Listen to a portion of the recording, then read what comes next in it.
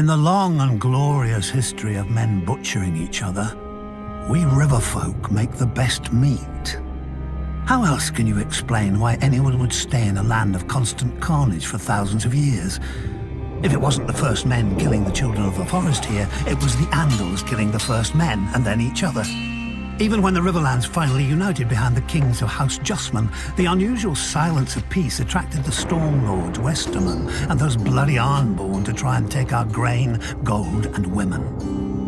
The problem is, and has always been, that the Riverlands have no natural defences. Unlike the North, we don't have the neck to keep invaders waist-deep in muck. Unlike the Vale, we don't have mountains with narrow passes easily defended by stable boys with slings. Unlike Dawn, we don't have a blazing sun and, well, the Dornish. My ancestors may have had a funny taste in sigils, but they knew one thing. If you plan on staying in the Riverlands, you'd better have a strong castle.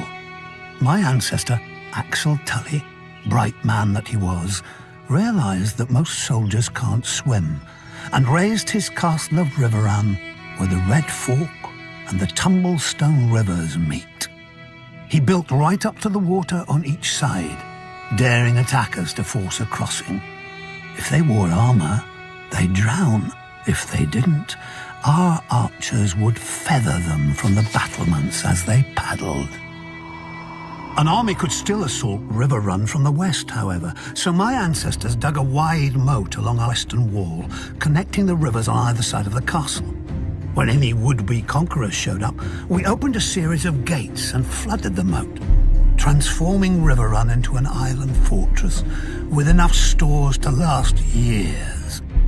As the invaders starved in their camps, they'd watch us fish off our walls, just for variety. And because we were bored, eventually they all skulked home. In the 1,000 years that Riverrun has stood, not once has it been taken by force. It's a proper castle. You want it? You have to marry into it. Even the damned Freys knew that much.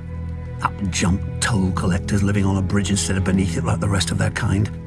But finally, a Lord of the Crossing passed off one of his brood to his liege lord, House Tully, my nephew Edmure. People say Lord Walder arranged the Red Wedding to punish Robb Stark. I say he did it just as much to steal Riverrun. They've always envied our castle. Maybe they think 2 rivers can wash off the filth that coats them. They'll never know. The Lannisters could grant Riverrun to the Freys for 1,000 years, but that doesn't mean they can have it. Do you think it was hard to convince Tully's soldiers to turn against the Freys? Do you think we won't enjoy watching them simper as winter bears down on their pitiful camp?